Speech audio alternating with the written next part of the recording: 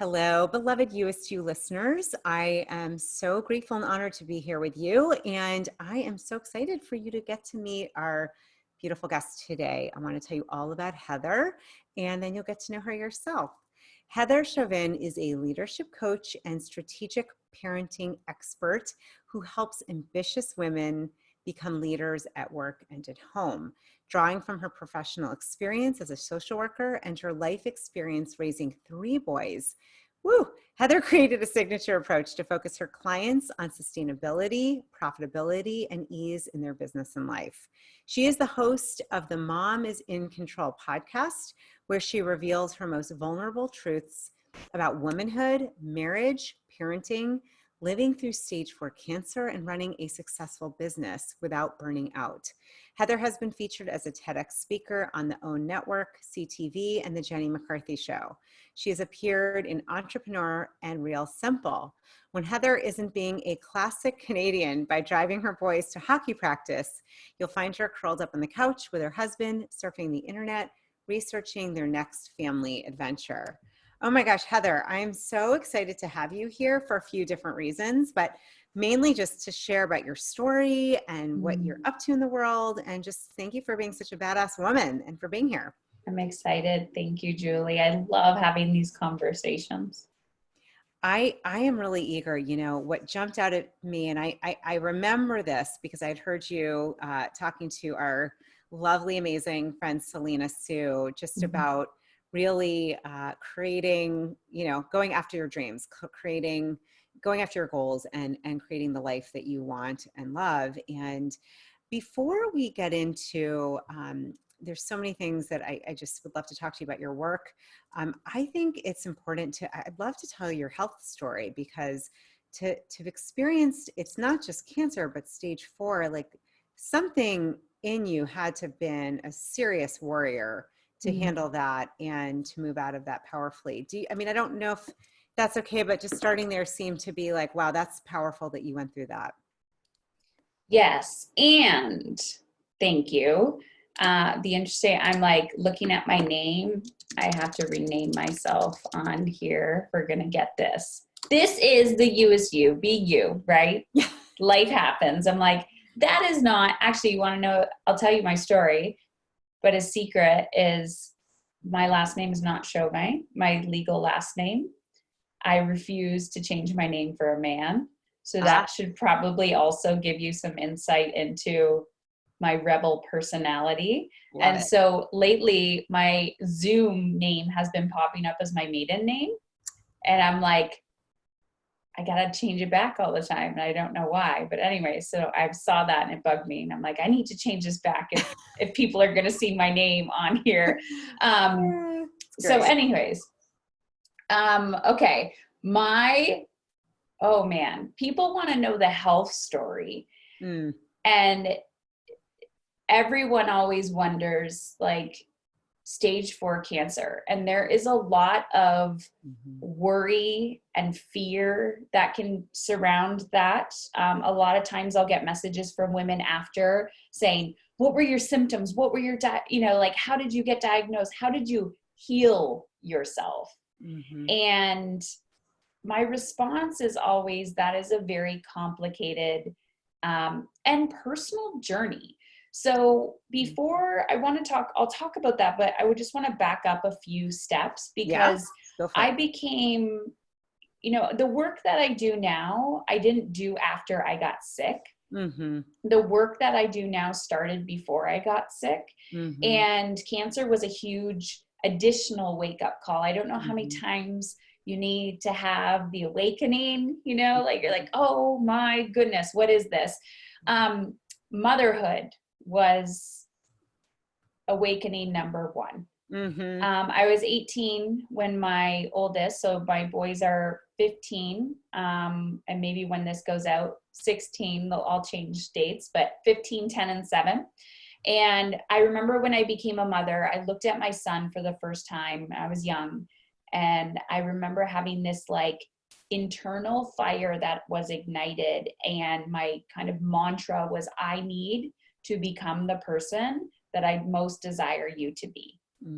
And the opinions of other people were definitely still there, but there was something inside of me that could see past their projection. And, oh, you know, you should do this. Oh, you have to do this. Oh, you can't, Heather, now that you're a mom, you can't do this and you can't do that. And there was this little rebel or questioner inside of me that was always there as a child of like, why can't I? Why can't I do both?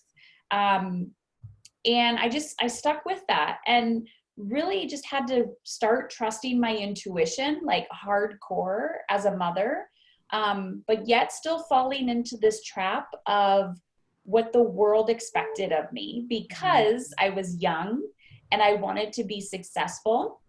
So because of that, I did fall into this trap of successful women hustle, successful women work a lot, successful women either can have their family or their career, but they can't have both. So when I became a social worker, I fell in love with helping parents understand their children's behavior. But of course, I had to do that too and understand my son's behavior. And I was asking physicians and therapists and mentors and everybody that I had access to in the medical system, why do I feel like I'm failing as a mother when I go home after work and I do not understand my son's behavior? And he was mirroring back to me my anger and anxiety. And him and I found meditation and mindfulness together because I first wanted to start teaching him. So I'm doing all of this work, but I'm doing it for him. I'm not doing it for me. And, you know, then I'm getting closer and closer and closer, not attending to my body whatsoever. So barely eating, because who has time for that? And I'm using air quotes and using that, saying that sarcastically. Who has time to work out, to attend your body? You know, suck it up, buttercup. That's how it is. Exhaustion, fatigue. Ooh, pat on the back. That means you're normal. And I bought right into it. I was suckered right into it. And till my abdomen started to swell.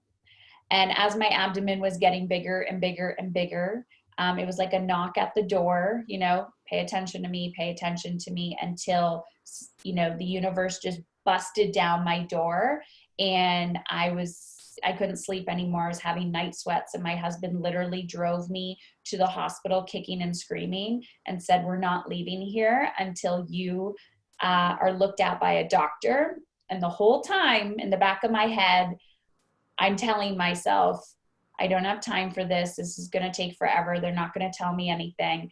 And then that tinier voice was saying, I am not worthy of attending my needs. And then an even tinier voice and whisper said to me, you already know you're sick. You're just terrified to face it. Oh, wow. And so as I was in the emergency room, they did a CT of my abdomen and blood work. And Julie, within an hour, told me I had cancer while I was in Emerge. And she said, you have tumors all over your abdomen, Heather. Based on your age and your blood work, you have cancer. We just don't know what kind. And every ounce of my being was like, you knew this. Oh, wow. And that I remember walking out of the hospital, looking up at the sky, you know, questioning my relationship to God, universe, whatever. And I said, okay, whoever's there, whatever you are, you know, I've been talking about you, learning about you, repairing my relationship with you. You finally have my attention and just show me the way. I will finally listen to you. Wow, that is really, really powerful story. I think what's there's like the levels of, you know, and I think, goodness, so many women that tune in, we tend to attract the high achiever. I call them big-hearted high achiever soul seekers, but really high achievers, especially a lot of left brainers trying to move over to the other side or to integrate. And I think, you know, this whole belief system of the, you know, suck it up, buttercup, and just hustle, and it's supposed to be tough, and if, you know, if you're not grinding, if you're not putting in your, you know, grit, then you're not. I mean, all of that sounds like you bought into that, yet there was something within you that sounds like you pushed down, didn't listen to, that was like, I'm not okay, that you felt that you weren't okay. That's a huge, huge wake up call, Heather. That's so, I mean, if you feel like sharing, because I think, you had already started this work and then you really had this huge awakening within yourself, which I'm sure, of course has led to so many learnings. Maybe tell us like what have you learned through that process of healing and to what you do today? Because that is a big, big ass wake up call. Yeah. So, oh man, what haven't I learned? And yet I know there's more lessons to come. Yeah. I just wish and hope that they don't come in such big packages. And I believe lessons are there every day. So now I'm learning them quicker and not, Yeah. there's that saying, and I don't know who coined it, what you resist will persist and grow bigger. So I just look at what I resist now and go, great, go do that. It's almost like my doorway, right? Everyone's like, where's the easy button? And I'm like, oh, the ease button, EASE, is on the other side of resistance. So while everyone is looking for the easy button, I'm going to look for the resistance button. And it's like they turn left, I turn right. Mm. And it has been the way that I have been able to manifest really quickly my ideal life, my ideal career, my ideal relationships, and my ideal health. So what does that mean? Because there's logic, there's theory, and then there's practicality, and I'm a very practical person. So I started with nothing, meaning like starting when I got sick, every bucket of my life felt like I was in survival mode. Financially, physically, emotionally, spiritually, time, money, energy, relationships. Like I was sucked dry and I was like, okay, I'm backed into a corner. I got to create change. Danielle Laporte was a big, I don't know if you'd say mentor, influence in my life at that time. That's when her book Desire Map came out. Yeah. And I read it and I was like, oh, this is great. Like, I feel so warm and fuzzy when I read these pages. But then I did it. I actually did the work. And the work was, how do you want to feel? Yeah. And I did not want to feel like I was dying. And sometimes when I'm working with women and myself, they'll say, I don't know how I want to feel. And I'm like, well, do you know how you don't want to feel? So even at that time, I asked myself, okay, what don't you want to feel? I don't want to feel dead. I don't want to feel exhausted. I don't want to feel depleted. I don't want to be angry. Awesome. Heather, what's the opposite of that? What's the opposite of dead? Alive. So then I had to go down this road of, do you remember a time in your life, Heather, when you felt alive? And the answer was no. Wow. I had a moment on the bathroom floor while I was in treatment, and I was scared I was going to die. It was like, we all have those like 2:00 in the morning, shit your pants moments. I was terrified and I was paralyzed with fear. And I just, the phrase in my mind, I'm going to die, I'm going to die, I'm going to die, I'm going to die. And then again, I got quiet. And then there was this quieter voice that said, you're not afraid of dying. You have no idea how to feel the opposite of dead inside. And so then I got brave and courageous. That's what people tell me I am. And I'm like, okay, I didn't know it was courage. I didn't know it was being brave. I just didn't want to die. So I decided to do things that I assumed would allow me to feel alive. Like not surrounding myself with people who were treating me like I was dying. Asking myself, Heather, what do you need? What do you want? And I would journal, and things as simple as water, a bath, a walk. And it started with little baby steps like that. And then what I started to do was groundbreaking. Julie, groundbreaking. I followed through. I drank the water. I took the bath. I went for the walk. And guess what? I was starting to grow. I was like a house plant. Like I'm coming back to life. Oh, you have sunshine. You have water. Look. And then I just kept asking. what do you need? What do you want? What do you desire? Mm-hmm. And then, you know, the desires got bigger and bigger and bigger and bigger. And I realized, dang, I feel alive and I feel in control. And, you know, that is a romanticized version of this. I also had to dissect my thoughts. You know, fear. Okay, fear. Why are you here? What do you need from me? I had to dissect money. I had to look at everything I didn't want to look at. I had to, you know, open my bank accounts. I had to ask myself some honest questions in my business. Like, is this, you know, is this sustainable? And as you scale, right, you have to start and then you expand, and things just change rapidly, and you have to be flexible with that. And I mean, we're in the middle of a pandemic, and it's like, you got to course correct daily and go, great, awesome, that didn't work, oops, that's not working now, okay, go over here, and just be able to be fluid with that and to let go very quickly. Yeah, it's a whole life journey, and I had to look at every aspect of who I am. Wow. Yeah, it's very powerful what you said about, you know, and I will have this for everyone in the show notes too. If you're not sure what you desire, what you want, it can be powerful to look at what you don't want and how you kind of reverse engineered that. Like, I don't, you know, you said, I don't want to die. So what would that be? And just even, it's like, you know, the simplicity. Okay, you're here, your soul saying, I want a bath. You know, I need this, I want that. And those little actions, sounds like that really led to a whole new belief system, healing. I mean, it's interesting because it's might be simple, but it's powerful, and it helped really. I mean, I'm hearing you, like, you really looked under the rock for every aspect of your life, which does take courage. Um, as you said, you didn't want to you didn't want to die. That's a powerful, you know, motivation. Yeah. And Yeah. I just remember, this is in my book, that's coming out early 21. I'm like, what year is it? So probably when this interview goes out. And I talk about this in my book, but my oldest son's father, I was a single mom when I came into motherhood, and he died of a drug overdose about 8 years ago.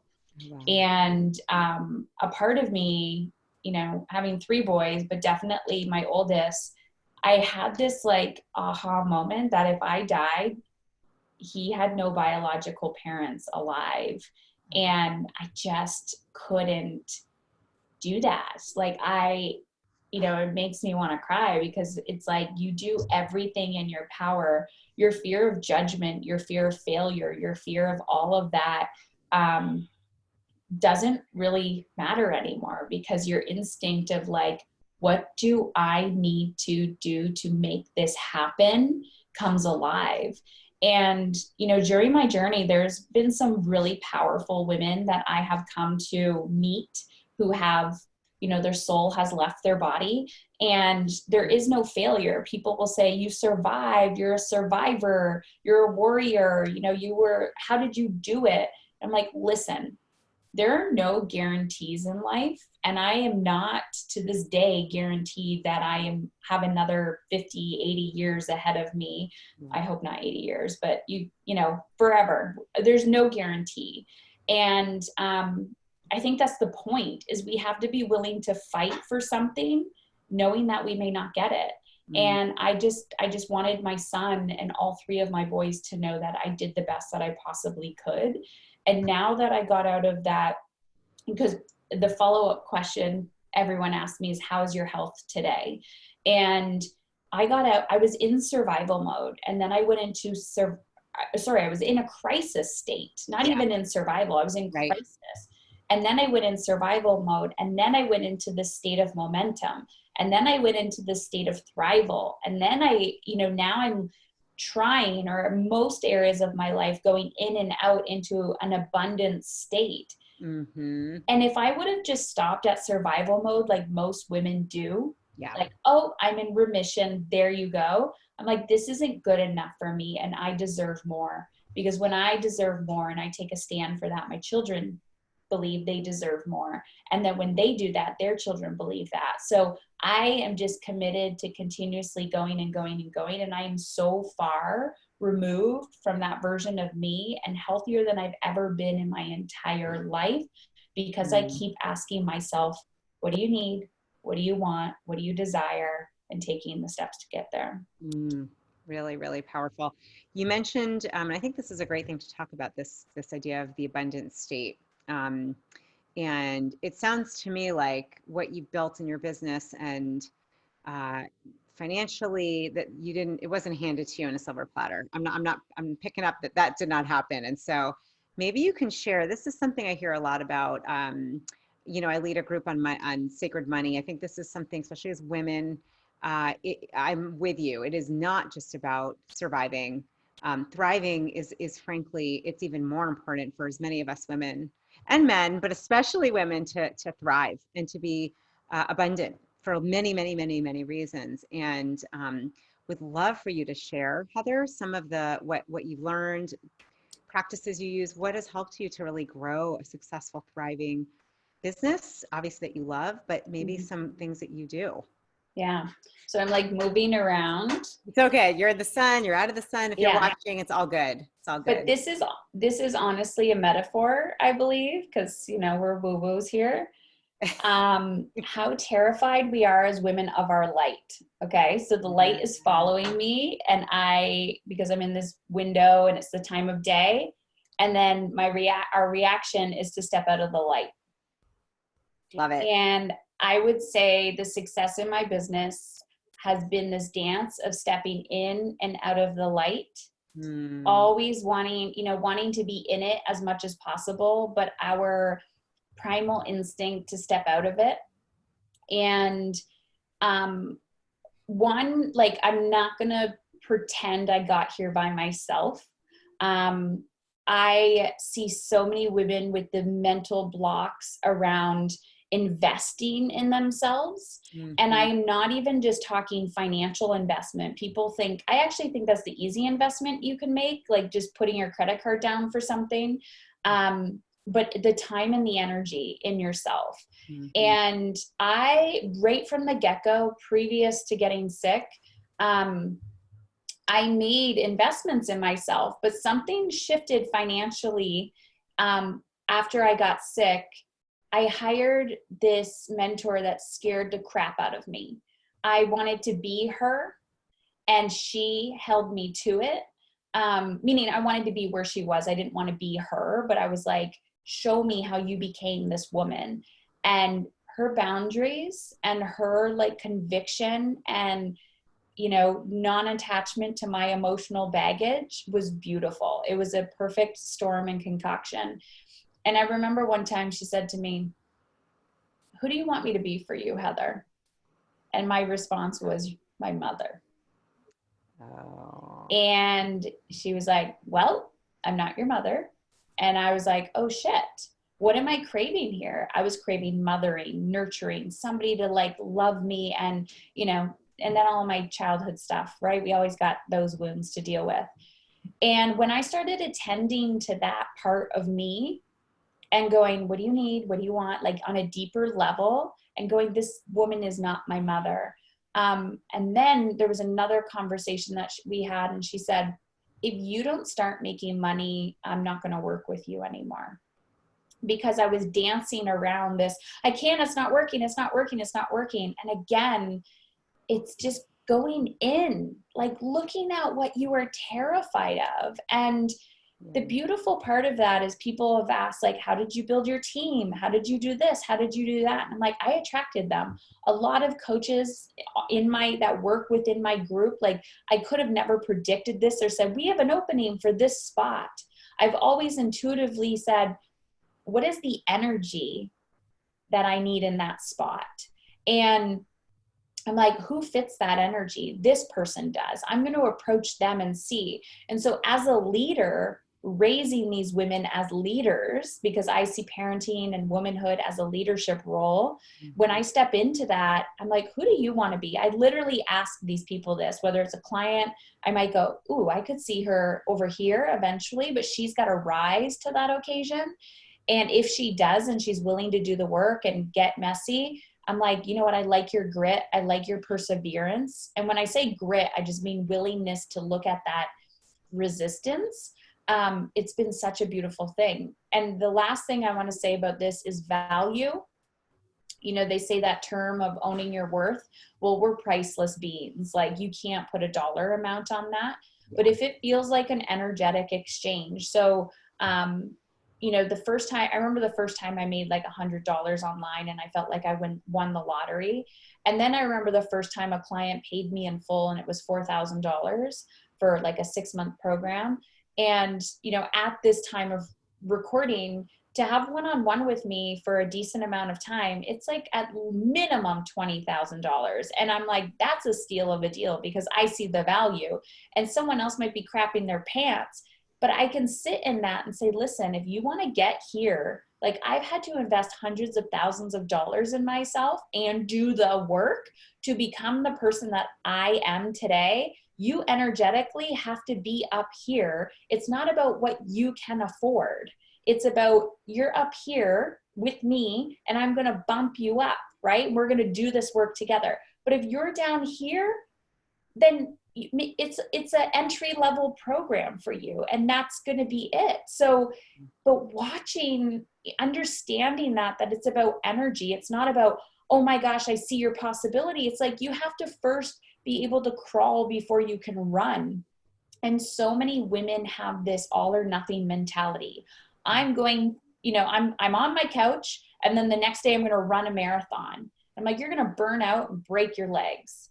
And well, I kind of did that, but yeah, that did not go well. That wasn't sustainable. So it's like, start somewhere, create momentum, keep going, and keep reinvesting in yourself. And I mean, it is just mind blowing to me where I'm like, what is coming up for me next? What do I need to learn? What do I want to learn? And then I find that, and I just keep learning and growing and implementing. And I also, rest and space are part of my business strategy. That is like, I put myself on the calendar first, and I put rest and space on my calendar, and everything else has to fit around that. And if it doesn't, it's considered not sustainable. Yes, so I know you were talking about putting rest and pause on your calendar. It sounds like that's been a strategy for you. Oh yes.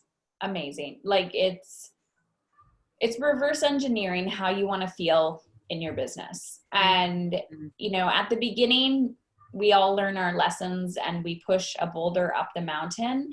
And then when you say you recommit to the long game, it is about sustainability. And we see that we're also being, you know, sold this instant gratification. And once we're done with our own stuff, we get out of our own way. Yeah. Really, really. I love what you said. I'm with you on that. I thankfully did not have the same health breakdown, but I did have my own with my thyroid completely stopping. And it was pretty traumatic, and have learned that rest, that space, that grace, that pacing is everything. I've learned it again in this pandemic to slow the F down, right? Slow the F down. Tell us a little bit before we wrap up. I would love to hear a little bit about your book. I think it's a great title. And I think for those that are, you know, I'm a mother, have a business, like, it's no joke to do both. So dying to be a good mother. Can you share a little bit about some of the high points about it? Yeah, so it's I guess they're calling it a prescriptive memoir. So it is my story of kind of my mess to success story, a little bit about what we talked about here, diving deeper. I get extremely vulnerable. I know I'm going to have a huge vulnerability hangover when this baby goes out into the world. And I think that's when we know we're making a bigger impact. There's a few things that I've learned along the way. You know, I always I go back to what I said at the beginning about becoming a mother. I always try to become the person that I most desire other people to be. So I try to live my life in a way of how I want a woman to look in society. And I don't mean physical look, I mean energetically. Like, how is she showing up in the world, in her business, in her relationships, how she's parenting, how does she feel when she puts her head on the pillow at night? And so inside of the book, at the end of each chapter, I talk about, a few action steps that you can take. But I want you to open the book and enjoy the read and feel like you're not alone in your journey. You have some action steps, and there's additional bonuses in the book. You can go to a URL and get those details, and it's in the book. But having stories and knowing you're not alone is really what is key. There's also something I talk about, which is energetic time management. It's kind of like my time management system. And it's about managing your energy, not your time. And that is a big part of this book as well, is really showing you how to create that system in your life.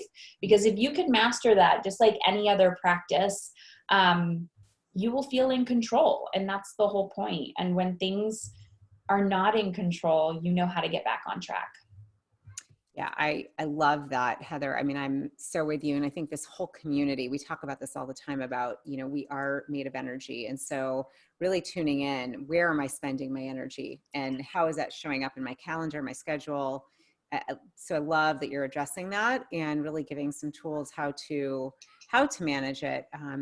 I know that is, like you were saying, it's been one of the most healing things I know for myself. And, if you start getting into this work, right? Like for example, I love Dr. Joe Dispenza's work about healing and energy. It's so, so important. And so I love your focus on that piece of energy. I think it's something that has been missing big time, certainly was missing in what you talked about in the first part of yourself, where you were in the daily hustle.